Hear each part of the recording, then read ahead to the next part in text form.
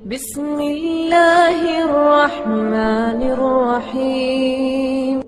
إن الحمد لله نحمده ونستعينه ونستغفره ونعوذ بالله من شرور أنفسنا ومن سيئات أعمالنا من يهده الله فلا مضل له ومن يضلله فلا هادي له وأشهد أن لا إله إلا الله وحده لا شريك له وأشهد أن محمدا عبده ورسوله اما بعد بسم اللہ الرحمن الرحیم۔ نبی کریم صلی اللہ علیہ وسلم کے استہزاء و ایذا رسانی کی شکلیں۔ نبی اکرم صلی اللہ علیہ وسلم اور آپ صلی اللہ علیہ وسلم کے صحابہ کرام رضی اللہ عنہم کی ایذا رسانی اور استہزاء و مذاق اڑانے کے لیے اہل مکہ نے نبی اکرم صلی اللہ علیہ وسلم کو مختلف ناموں سے برا بھلا کہا۔ آپ صلی اللہ علیہ وسلم کو شاعر کہا گیا، چنانچہ سورہ الانبیاء میں ارشاد الہی ہے، بل قالوا اضغاث احلام بل افتراہ بل هو شاعر بل یاتنا بآیۃ کما ارسل الاولون۔ بلکہ ظالم کہنے لگے کہ یہ قرآن پریشان باتیں ہے جو خواب میں دیکھ لی ہے، نہیں بلکہ اس نے اس کو اپنی طرف سے بنا لیا ہے، نہیں بلکہ یہ شعر ہے جو اس شاعر کا نتیجہ اتباع ہے۔ تو جیسے پہلے پیغمبر نشانیاں دے کر بھیجے گئے تھے اسی طرح یہ بھی ہمارے پاس کوئی نشانی لائے۔ سورہ الطور میں ارشاد الہی ہے، ام یقولون شاعر نتربص بہ ریب المنون۔ کیا کافر کہتے ہیں کہ یہ شاعر ہے اور ہم اس کے حق میں زمانہ کے حوادث کا انتظار کر رہے ہیں۔ نمبر 2، آپ صلی اللہ علیہ وسلم کو کاہن کہا گیا، چنانچہ سورہ الطور میں ارشاد الہی ہے، فذکر فما انت بنعمت ربک بکاہن ولا مجنون۔ تو اے پیغمبر آپ نصیحت کرتے رہے، آپ اپنے پروردگار کے فضل سے نہ تو کاہن ہے اور نہ دیوانے۔ نمبر 3، آپ صلی اللہ علیہ وسلم کو ساحر جادوگر کہا گیا، جیسا کہ سورہ الانعام میں ارشاد الہی ہے، وَلَوْ نَزَّلْنَا عَلَيْكَ كِتَابًا فِي قِرْطَاسٍ فَلَمَسُوهُ بِأَيْدِيهِمْ لَقَالَ الَّذِينَ كَفَرُوا إِنْ هَذَا إِلَّا سِحْرٌ مُبِينٌ۔ اور اگر ہم آپ پر کاغذوں پر لکھی ہوئی کتاب نازل کرتے اور یہ اسے اپنے ہاتھوں سے بھی ٹٹول لیتے تو جو کافر ہے وہ یہی کہہ دیتے کہ یہ تو صاف اور صریح جادو ہے۔ سورہ الانبیاء میں ارشاد الہی ہے، لاہیۃ قلوبہم واسروا النجوى الذین ظلموا هل هذا الا بشر مثلکم افتأتون السحر وانتم تبصرون۔ ان کے دل غفلت میں پڑے ہوئے ہیں اور ظالم لوگ آپس میں چپکے باتیں کرتے ہیں کہ یہ شخص کچھ بھی نہیں مگر تمہارے جیسا آدمی ہے، تو تم آنکھوں دیکھتے جادو کی لپیٹ میں کیوں آتے ہو۔ نمبر 4، آپ صلی اللہ علیہ وسلم کو مجنون، پاگل و دیوانہ کہا گیا، جیسا کہ سورہ الصافات میں ارشاد باری تعالی ہے، وَيَقُولُونَ أَإِنَّا لَتَارِكُو آلِهَتِنَا لِشَاعِرٍ مَجْنُونَ۔ اور کہتے ہیں کہ بھلا ہم ایک دیوانے شاعر کے کہنے سے اپنے معبودوں کو چھوڑ دینے والے ہیں۔ نیز سورہ الطور میں ارشاد ربانی ہے، فذکر فما انت بنعمت ربک بکاہن ولا مجنون۔ تو اے پیغمبر آپ نصیحت کرتے رہے، آپ اپنے پروردگار کے فضل سے نہ تو کاہن ہے اور نہ دیوانے۔ نمبر 5، آپ کو اذن کان کا کچا کہا گیا، چنانچہ سورہ توبہ میں اللہ تعالیٰ نے ارشاد فرمایا ہے، وَمِنْهُمُ الَّذِينَ يُؤْذُونَ النَّبِيَّ وَيَقُولُونَ هُوَ أُذُنٌ قُلْ أُذُنُ خَيْرٍ لَكُمْ يُؤْمِنُ بِاللَّهِ وَيُؤْمِنُ لِلْمُؤْمِنِينَ وَرَحْمَةٌ لِلَّذِينَ آمَنُوا مِنْكُمْ وَالَّذِينَ يُؤْذُونَ رَسُولَ اللَّهِ لَهُمْ عَذَابٌ أَلِيمٌ۔ اور ان میں سے بعض ایسے ہیں جو پیغمبر کو ایذا دیتے ہیں اور کہتے ہیں کہ یہ شخص نرا کان کا کچا ہے۔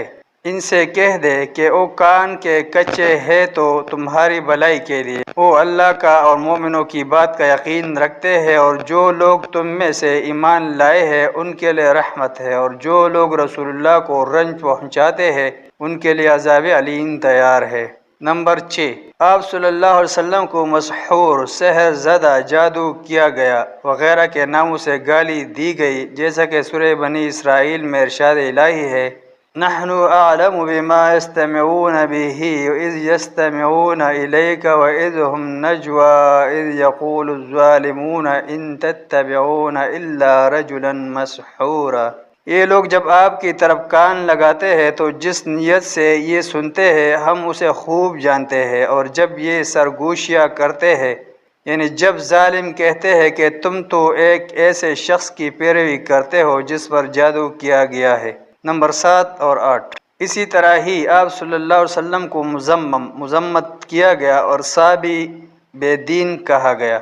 آپ صلی اللہ علیہ وسلم کے صحابہ رضی اللہ عنہم کو سادہ و گنگوار، رذیل و کمینے اور کم فہم وغیرہ قرار دیا، اور اہل مکہ نے نبی کریم صلی اللہ علیہ وسلم اور آپ صلی اللہ علیہ وسلم کے صحابہ رضی اللہ عنہم کو اذیت پہنچانے کے لیے کئی ہتھ کنڈے اختیار کیے، اور آپ صلی اللہ علیہ وسلم کا مذاق اڑانے اور استہزاء کرنے کے لیے باقاعدہ کمیٹیاں تشکیل دیے۔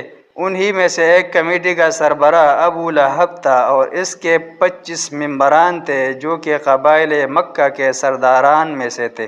سیرت ابن ہشام کے مطابق اس کمیٹی کو مسئلہ یہ درپیش آیا کہ مکہ کے ایک سردار ولید بن مغیرہ کے پاس مشرکین مکہ میں سے کچھ لوگ اکٹھے ہوئے، اور اس نے ان سے کہا کہ حج کا موسم آ رہا ہے اور عرب وفد مکہ مکرمہ آئیں گے۔ انہوں نے تمہارے ساتھی نبی مکرم صلی اللہ علیہ وسلم کو اعلان نبوت سن رکھا ہے، لہذا کسی ایک رائے پر متفق ہو جائے کہ لوگوں کو کیا کہنا ہے، تاکہ الگ الگ باتیں کر کے ہم سب ایک دوسرے کی تکذیب ہی نہ کرتے رہے۔ ان سب نے کہا کہ اے ابو عبد شمس، آپ اپنی رائے پیش کریں۔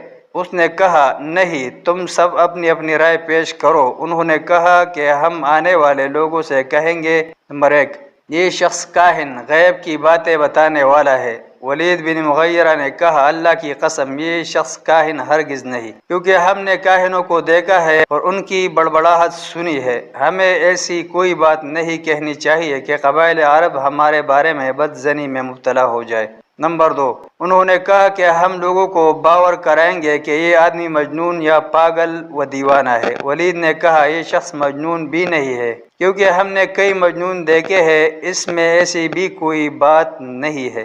نمبر 3، انہوں نے تجویز پیش کی کہ اسے شاعر قرار دیں گے۔ اس نے اسے بھی رد کر دیا اور کہنے لگا کہ وہ شاعر بھی نہیں، کیونکہ ہم شعر کو اچھی طرح جانتے ہیں، اس میں شاعروں والی بھی کوئی چیز نہیں پائی جاتی۔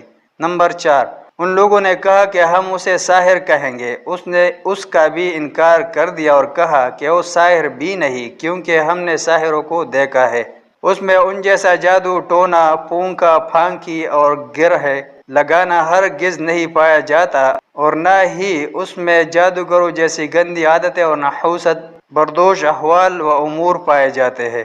نمبر 5، اب ان لوگوں نے کہا کہ اے ابو عبد الشمس، اگر یہ سب نہیں تو پھر ہم حج پر آنے والے وفد و قبائل عرب سے کیا کہہ کر انہیں اس شخص سے متنفر کرے؟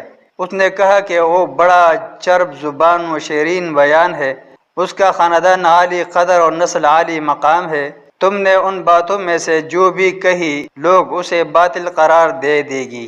ہاں البتہ اب صرف زیادہ بہتر کی بات ہے تو وہ صرف یہ کہ اسے ساحر کہے اور لوگوں کو بتائے کہ وہ ایسی باتیں کرتا ہے کہ جن میں سحر کا سا اثر ہے، انہی کے بنا پر وہ باپ بیٹے، بھائی بھائی، میاں بیوی اور فرد و قبیلے کے مابین تفریق ڈال دیتا ہے۔ پھر جب موسم حج آیا تو ان کے لوگ مکہ مکرمہ کے تمام راستوں پر بیٹھ گئے اور ہر آنے والے کو یہ باتیں کر کے بہکانے لگے۔ اس ولید بن مغیرہ کے معاملے میں سورہ المدثر کی آیات نازل ہوئی، جن میں اللہ تعالیٰ نے سخت وعید و تحدید کے انداز میں ارشاد فرمایا، ذرنی ومن خلقت وحیدا وجعلت له مالا ممدودا وبنین شہودا ومہدت له تمہیدا ثم يطمع ان ازید کلا انه كان لآیاتنا عنیدا۔ ہمیں اس شخص سے سمجھ لینے دو جس کو ہم نے اکیلا پیدا کیا اور مال کثیر دیا، اور ہر وقت اس کے پاس حاضر رہنے والے بیٹے دیے، اور ہر طرح کے سامان میں وسعت دی۔ اب خواہش رکھتا ہے کہ اور زیادہ دے، ایسا ہرگز نہیں ہوگا، یہ ہماری آیاتوں کا دشمن رہا ہے۔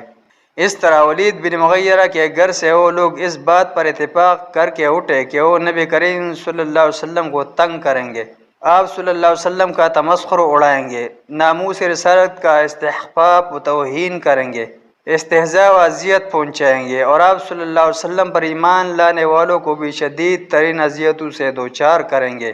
معروف سیرت نگار ابن اسحاق کے بقول ولید کے ان ساتھیوں کے بارے میں بھی اللہ تعالیٰ نے قرآن نازل فرمایا، چنانچہ سورہ الحجر میں ارشاد الہی ہے، كما انزلنا على المقتسمين الذين جعلوا القرآن عزين فوربك لنسألنهم أجمعين عما كانوا يعملون فاصدع بما تؤمر وأعرض عن المشركين إنا كفيناك المستهزئين الذين يجعلون مع الله إلها آخر فسوف يعلمون۔ ہم ان کو عذاب دیں گے جس طرح قسم کھانے والوں پر نازل کیا جنہوں نے قرآن کو کچھ ماننے اور کچھ نہ ماننے سے ٹکڑے ٹکڑے کر ڈالا۔ آپ کے رب کی قسم ہم ضرور ان سے پرسش کریں گے ان کاموں کی جو وہ کرتے رہے، پس جو حکم آپ کو اللہ کی طرف سے ملا ہے وہ لوگوں کو سنا دے اور مشرکوں کا ذرا خیال نہ کرے۔ ہم آپ کو ان لوگوں کے شر سے بچانے کے لیے جو آپ سے مذاق کرتے ہیں کافی ہے، جو اللہ کے ساتھ کسی اور کو معبود قرار دیتے ہیں، سو ان قریب ان کو ان باتوں کا انجام معلوم ہو جائے گا۔ نبی صلی اللہ علیہ وسلم مروہ کے پاس بنی الحضرمی کے ایک عیسائی غلام کے دکان پر بکثرت بیٹھا کرتے تھے، اور قریش مذاق اڑاتے ہوئے کہتے کہ فلاں غلام جو کچھ محمد صلی اللہ علیہ وسلم کو بتاتا ہے اس سے زیادہ اسے کچھ معلوم نہیں ہے۔ اس پر سورہ النحل کی آیات نازل ہوئے جن میں ارشاد الہی ہے، وَلَقَدْ نَعْلَمُ أَنَّهُمْ يَقُولُونَ إِنَّمَا يُعَلِّمُهُ بَشَرٌ لِسَانُ الَّذِي يُلْحِدُونَ إِلَيْهِ أَعْجَمِيٌّ وَهَذَا لِسَانٌ عَرَبِيٌّ مُبِينٌ۔ اور ہمیں معلوم ہے کہ کہتے ہیں کہ اس پیغمبر کو ایک شخص سکھایا جاتا ہے، مگر جس کی طرف تعلیم کی نسبت کرتے ہیں اس کی زبان تو عجمی ہے اور یہ صاف عربی زبان ہے۔ اللہ تعالیٰ نے ان کفار و مشرکین کے جواب میں فرمایا کہ یہ جس آدمی کا نام لیتے ہیں وہ تو عربی زبان بھی فصاحت سے نہیں بول سکتا، جبکہ قرآن تو ایسی صاف عربی میں ہے جو فصاحت و بلاغت اور اعجاز بیان میں بے نظیر ہے، اور چیلنج کے باوجود اس کی مثل ایک صورت بھی بنا کر پیش نہیں کی جا سکتی، اور دنیا بھر کے فصاحت و بلاغہ اس کی نظیر پیش کرنے سے قاصر ہے۔